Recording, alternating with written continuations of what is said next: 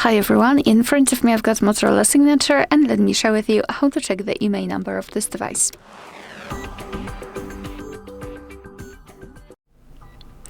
So let's start with opening the dialer.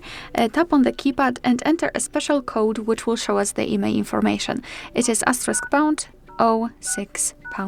And as you can see right here, we've got both IMEI numbers for both SIM slots. So let's tap on OK, and now another way through the settings. So let's open the settings. Here we have to scroll and find About Phone, which is right here. Then let's scroll down again and go to device details. Scroll down, and as you can see right here, we've got both IMEI numbers for both SIM cards. Alright, so that will be all. Thank you so much for watching. Please hit the subscribe button and leave the thumbs up.